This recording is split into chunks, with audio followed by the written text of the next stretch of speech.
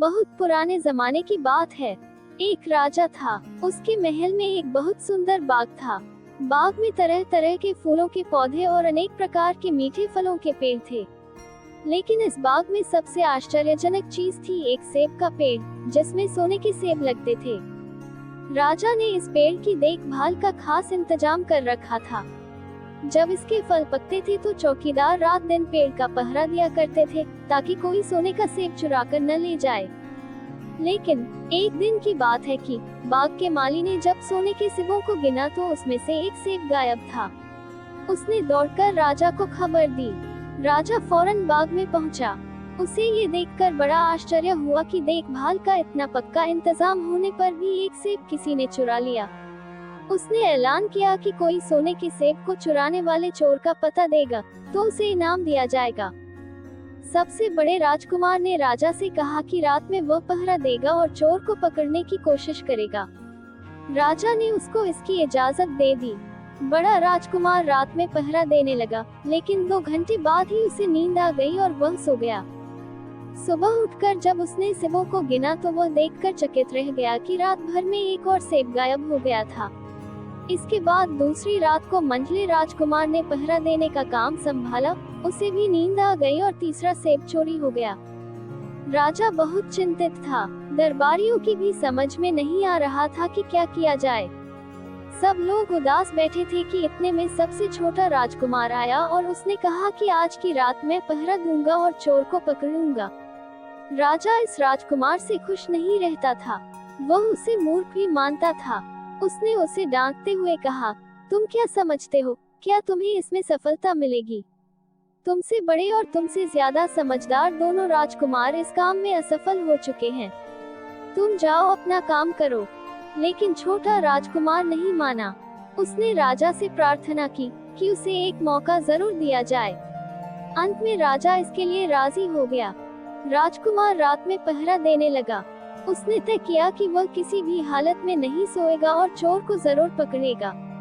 जब आधी रात हुई और 12 बजे का आखिरी घंटा बजा तो राजकुमार ने देखा कि एक सुंदर सोने की चिड़िया कहीं से उड़ती हुई आई और सेब के पेड़ पर बैठ गई। उसने देखते देखते सोने का एक सेब तोड़कर अपनी चोंच में पकड़ लिया। राजकुमार ने फौरन निशाना साध कर तीर चला दिया, लेकिन तीर चिड़िया को नहीं लगा और वह पंख फड़फड़ाकर उड़ गई। हाँ, इतना अवश्य हुआ कि उसका एक सुनहरा पंख टूटकर जमीन पर आ गिरा। दूसरे दिन सुबह राजकुमार ने राजा को सारी बात बता दी और वह सोने का पंख उनके सामने रख दिया। पंख इतना सुंदर और इतना कीमती था कि राजा उसे देखता ही रह गया। उसने कहा, अगर उस चिड़िया का एक पंख इतना सुंदर है तो वह पूरी चिड़िया कितनी सुंदर होगी। मैं चाहता हूँ कि उस चिड़िया को कोई पकड़ लाए। सबसे पहले बड़ा राजकुमार इस काम के लिए रवाना हुआ। चलते चलते वह एक जंगल में पहुंचा। वहां उसने एक लोमड़ी को एक पेड़ के नीचे आराम करते हुए देखा। राजकुमार ने मौका देखकर तीर अपने धनुष पर चढ़ा लिया। वह तीर छोड़ने ही जा रहा था कि लोमड़ी ने चिल्लाकर कहा, राजकुमार, मुझे मत मारो। मुझे पता है कि तुम सोने की चिड़िया की खोज में निकले हो। तुम मेरी राय मानो तो तुम्हारा काम जल्दी ही पूरा हो जाएगा। तुम इसी रास्ते से सीधे चले जाओ। शाम होने पर तुम एक गांव में पहुंचोगे। वहां तुम्हें आमने सामने 2 सराय मिलेंगी। एक सराय खूब सजी सजाए और सुंदर सी होगी, लेकिन तुम उसमें मत ठहरना।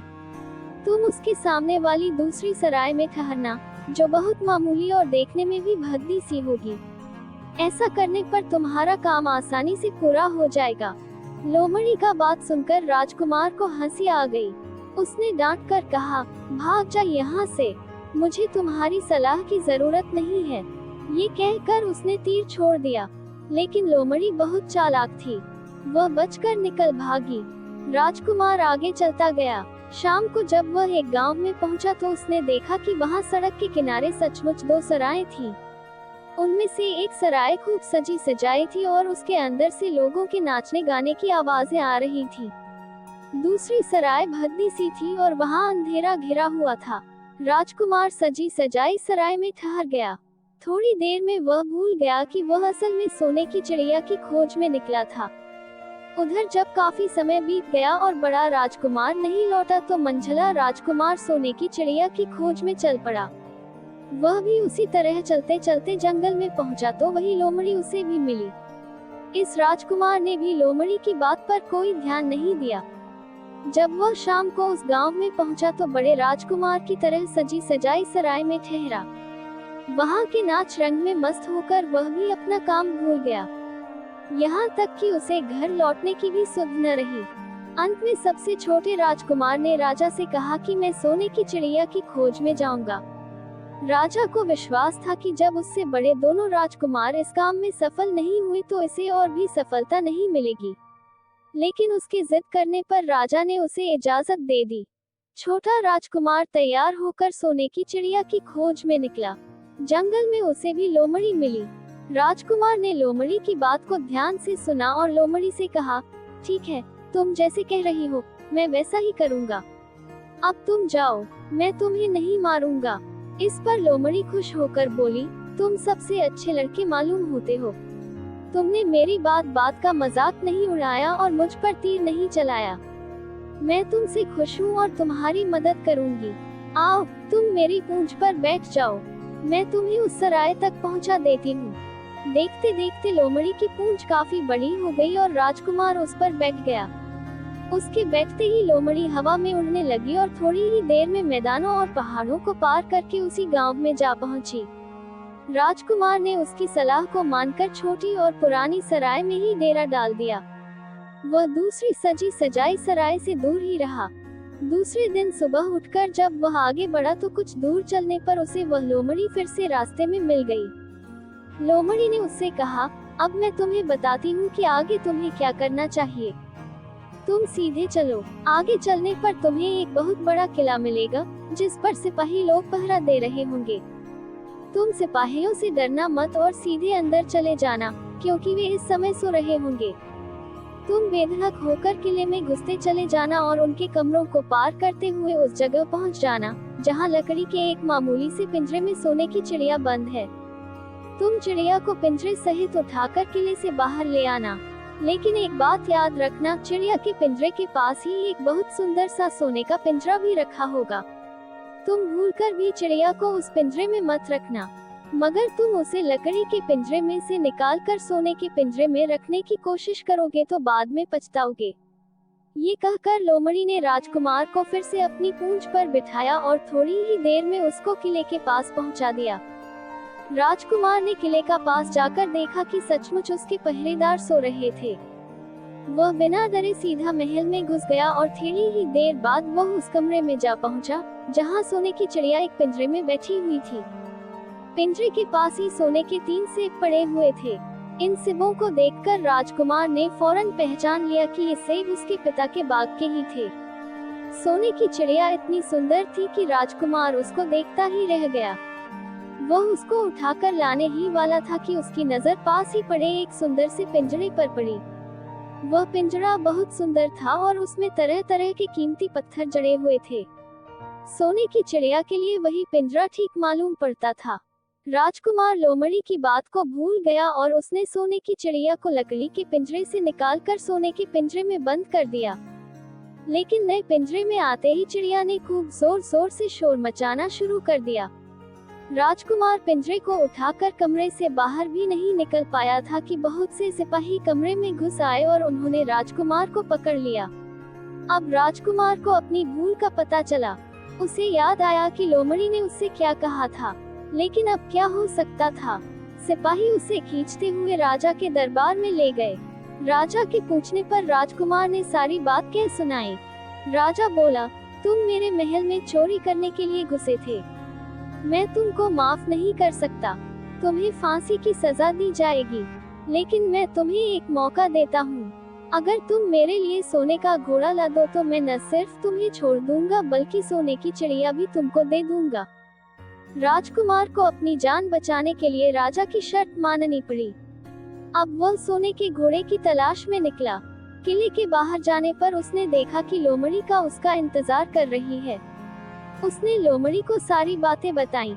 लोमड़ी ने निराश होते हुए कहा, मैं अब तुम्हारी कोई मदद नहीं करूंगी। तुमने मेरे कहने के अनुसार नहीं किया। मैंने जिस तरह से कहा था अगर तुम उस तरह से काम करते तो इस मुसीबत में नहीं फंसते और सोने की चिड़िया तुम्हें मिल जाती। राजकुमार बोला, इस बार मुझे माफ कर दो, मुझसे गलती हो गई। मेरा काम तुम्हारी सहायता के बिना नहीं चलेगा। मुझे राजा ने सोने का घोड़ा लाने के लिए कहा है, वरना वह मुझे फांसी पर चढ़ा देगा। लोमड़ी ने कहा, खैर, मैं तुम्हें माफ करती हूँ। अब तुम ऐसा करो कि मेरी पूंछ पर बैठकर सीधे चले चलो। कुछ दूर जाने पर तुम्हें एक दूसरा किला मिलेगा। उसी किले की घुड़साल में तुम्हें सोने का घोड़ा बंधा हुआ मिलेगा। महल के नौकर चाकर सब सो रहे होंगे। तुम चुपचाप जाना और घोड़े को खोल लेना। लेकिन एक बात याद रखना, वहाँ घोड़े के पास ही घोड़े पर कसने के लिए 2 जीनें रखी होंगी।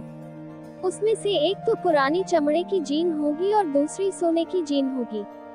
तुम सोने की जीन को छूना भी मत और उस घोड़े पर पुरानी चमड़े की जीन को कसकर सवार हो जाना और उसे दौड़ते हुए किले से बाहर चले आना।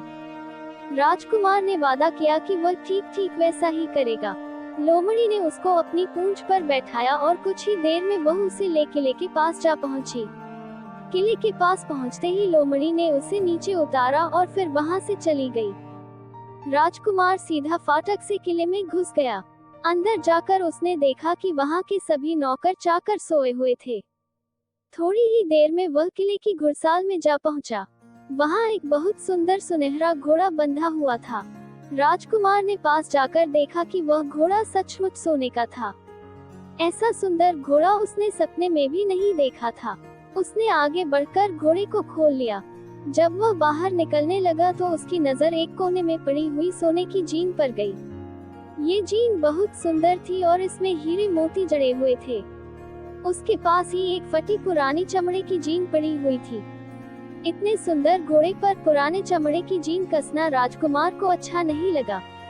उसने सोने की जीन उठा ली और घोड़े पर कसना शुरू किया। इतने में घोड़ा जोर से हिनहिना उठा। किले के नौकर चाकर जाग गए। थोड़ी ही देर में राजकुमार पकड़ लिया गया। राजकुमार को सिपाहियों ने हाथ बांधकर अपने राजा के सामने पेश किया। राजा ने सारी बातें सुनकर कहा, तुमने मेरे घोड़े को चुराने की कोशिश की है, इसलिए तुम्हें फांसी की सजा दी जाएगी। लेकिन अगर तुम मेरा एक काम कर दो तो मैं तुम्हें छोड़ सकता हूँ। यहाँ से कुछ ही दूर एक सोने का महल है और उसमें बहुत सुंदर राजकुमारी रहती है। अगर तुम अपनी जान बचाना चाहते हो तो उस राजकुमारी को मेरे पास ले आओ।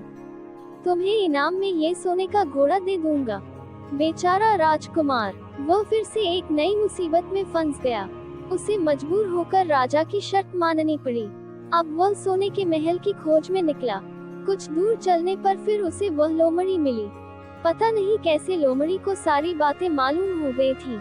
वह बोली, देखो, तुमने इस बार भी मेरी बात नहीं मानी। मेरी बात मान जाते तो यह नई मुसीबत तुम्हारे गले नहीं पड़ती। खैर, मुझे तुम पर दया आ रही है, मैं तुम्हारी मदद करूंगी। चलो, मैं तुमको सोने के महल के पास पहुंचाए देती हूँ।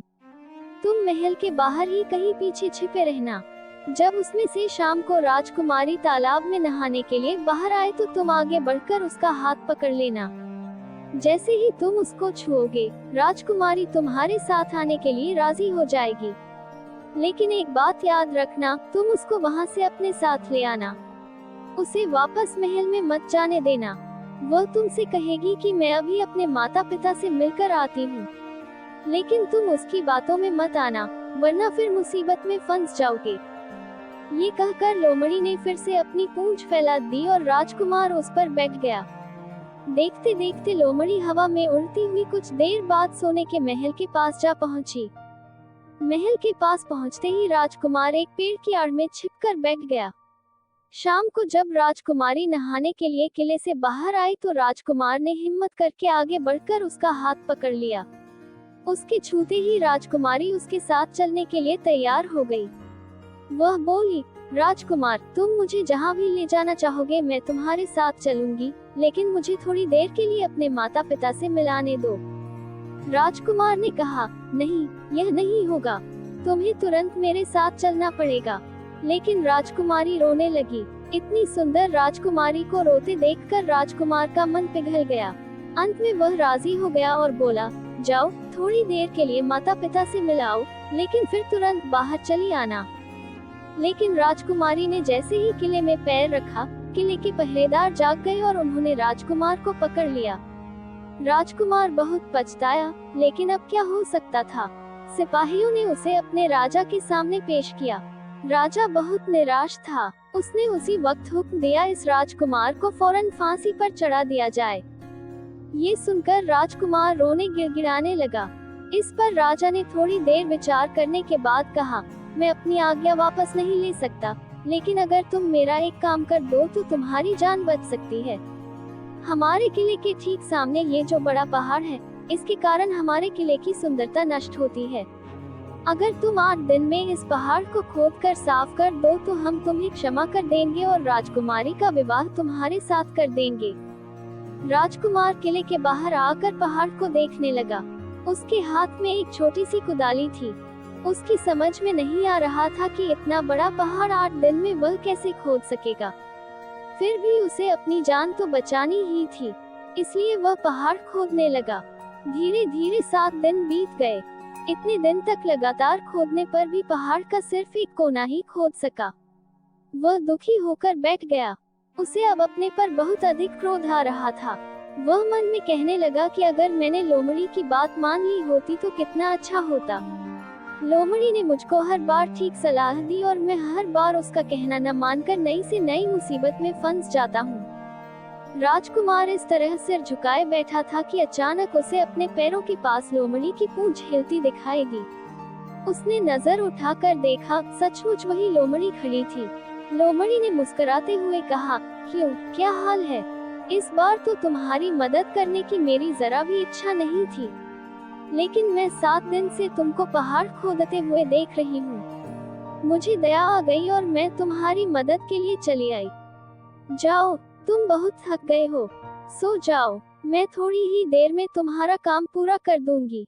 इस बार राजकुमार ने तय कर लिया था कि अब वह लोमड़ी जिस तरह कहेगी वह उसी तरह करेगा। वह चुपचाप उठकर एक तरफ सोने चला गया। थोड़ी ही देर में उसे नींद आ गई। सुबह जब वह सोकर उठा तो उसे अपनी आंखों पर विश्वास नहीं हो रहा था। वहाँ कहीं भी पहाड़ का नाम नहीं था और महल का सुंदर दृश्य दिखाई दे रहा था। राजकुमार सीधा राजा के पास पहुंचा। राजा उसके काम पर बहुत खुश था। उसने तुरंत अपने वादे के अनुसार राजकुमारी के साथ उसका विवाह कर दिया। जब राजकुमार उस सुंदर राजकुमारी के साथ कुछ दूर चला तो उसे रास्ते में फिर वही लोमड़ी मिली। लोमड़ी बोली, बधाई हो राजकुमार। राजकुमारी के साथ तुम्हें देखकर मुझे बड़ी खुशी हो रही है, लेकिन अब तुम्हें सोने का घोड़ा और सोने की चिड़िया भी प्राप्त करनी चाहिए, क्योंकि वे दोनों चीजें तुम्हारे ही लायक हैं और तुम उन्हें आसानी से प्राप्त कर सकते हो। राजकुमार बोला, लेकिन भला मुझे सोने का घोड़ा और सोने की चिड़िया कैसे मिल सकती है? मैं तो इस राजकुमारी को भी उस राजा के लिए ले जा रहा हूँ।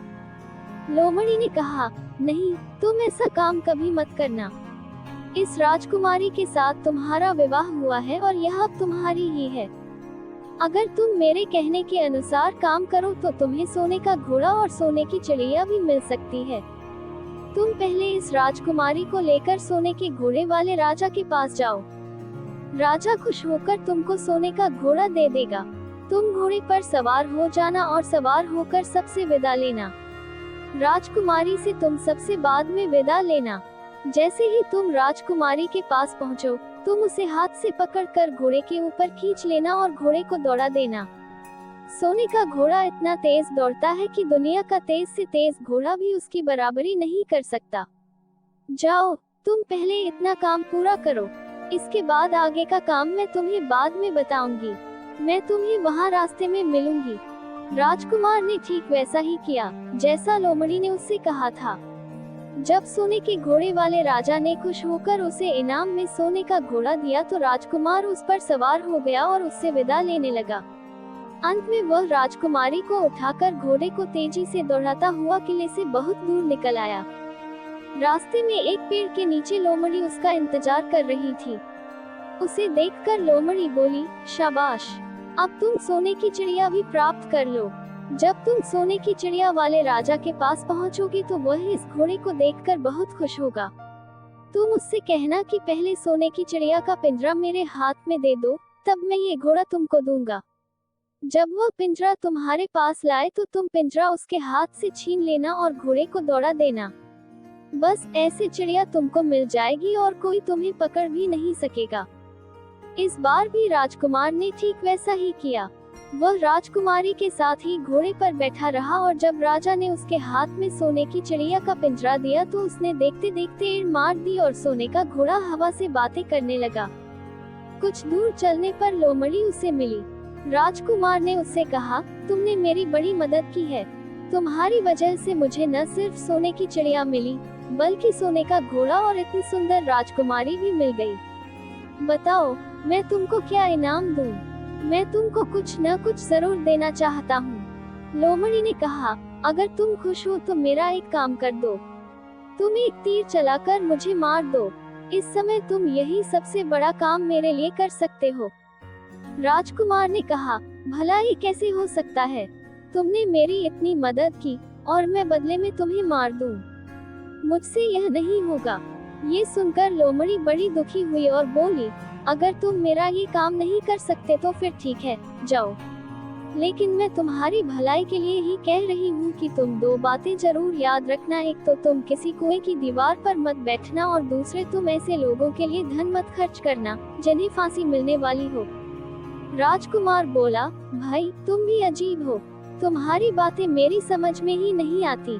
भला मैं कभी कुएं की दीवार पर क्यों बैठूंगा और ऐसे आदमियों पर धन क्यों खर्च करूंगा जिनको फांसी दी जाने वाली हो। लेकिन लोमड़ी ने उसकी बात का कोई जवाब नहीं दिया और अलविदा कहकर वहां से चली गई। राजकुमार सोने का घोड़ा दौड़ता हुआ आगे बढ़ा। राजकुमारी उसके साथ ही बैठी हुई थी और सोने की चिड़िया का पिंजरा उसके हाथ में था। कुछ ही देर में राजकुमार उस छोटे गांव में जा पहुंचा जिसमें वे दोनों सराय थी। गांव के लोग और खास तौर से बच्चे उसको देखने के लिए बाहर निकल आए। सोने के घोड़े पर इतने सुंदर राजकुमार के साथ बैठी एक राजकुमारी को देखकर सभी लोग चकित थे। इतने में राजकुमार ने देखा कि गांव के बगीचे में एक जगह बहुत से लोग जमा हैं और कुछ शोर हो रहा है। राजकुमार के पूछने पर लोगों ने बताया कि वहां दो आदमियों को फांसी देने की तैयारी हो रही है। राजकुमार उधर ही चल पड़ा।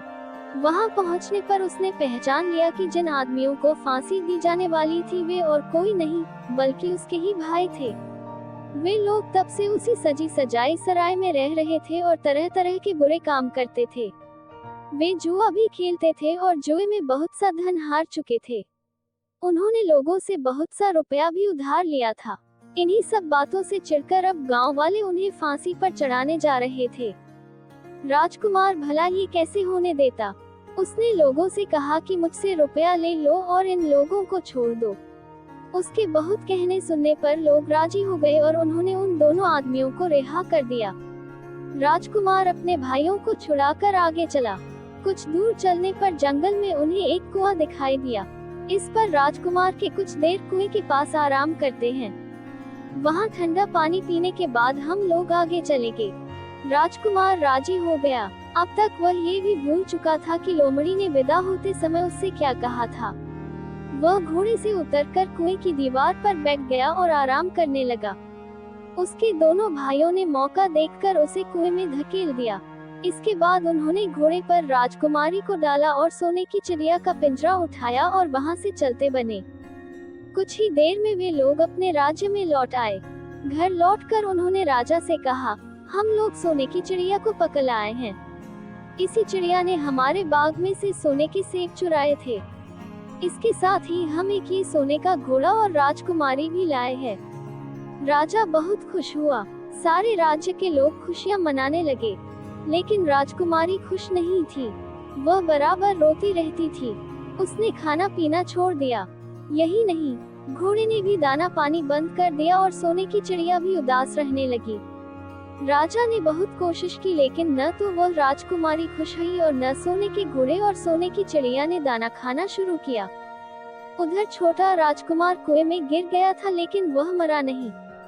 कुआं बहुत गहरा था, लेकिन उसमें पानी बहुत थोड़ा था। वह कुएं में बैठा बैठा अपने भाग्य को कोसता रहा। अब उसे फिर उसी लोमड़ी की याद आई और वह पछताने लगा कि अगर मैंने उसका कहना मान लिया होता तो मैं मुसीबत में न फंसता। राजकुमार ने जैसे ही लोमड़ी को याद किया, लोमड़ी न मालूम कैसे कुएं के मुंह पर आ पहुंची और बोली, देखो राजकुमार, मैंने पहले ही तुम्हें समझाया था कि किसी कुएं की दीवार पर मत बैठना और ऐसे आदमियों की मदद मत करना जिन्हें फांसी दी जाने वाली हो, लेकिन तुम नहीं माने। खैर चलो, अब आखिरी बार मैं फिर तुम्हारी मदद किए देती हूँ। लो, मेरी पूंछ पकड़कर कुएं से बाहर निकल जाओ। ये कहकर लोमड़ी ने अपनी पूंछ कुएं में लटका दी। देखते देखते पूंछ इतनी लंबी हो गई कि कुएं के पेंदे में पड़े राजकुमार के पास तक जा पहुंची। राजकुमार उसे पकड़कर कुएं से बाहर निकल आया। लोमड़ी ने उससे कहा, जाओ, अब तुम अपने घर जाओ, लेकिन जरा होशियार रहना, तुम्हारे भाई तुम्हारी जान के दुश्मन हैं। वे लोग जरूर तुमको ढूंढ रहे होंगे। राजकुमार घर की ओर चल पड़ा। अपने राज में पहुंचने पर उसे एक भिखारी मिला। भिखारी को उसने अपने सुंदर कपड़े दान में दे दिए और उनके भद्दे पुराने कपड़े पहन लिए। इस तरह भेष बदलकर वह अपने किले में पहुंचा। वहां उसके पहुंचने पर एक बड़ी आश्चर्यजनक बात हुई।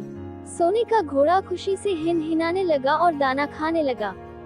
सोने की चिड़िया भी अपने पिंजरे में खुशी से फुदकने लगी और गाना गाने लगी। राजकुमारी ने अपने आंसू पोंछ डाले और वह भी खुश दिखाई देने लगी। लेकिन राजा की समझ में कुछ नहीं आया। उसने राजकुमारी से इसका कारण पूछा तो वह बोली, मैंने तो पहले ही आपको सारी कहानी बता दी थी। आपके बड़े और मंझले राजकुमार ने छोटे राजकुमार के साथ धोखा किया है। इन्होंने आपको भी धोखा दिया है, लेकिन अब आपका छोटा राजकुमार यहाँ पर आ पहुँचा है, इसीलिए मुझे बहुत खुशी हो रही है।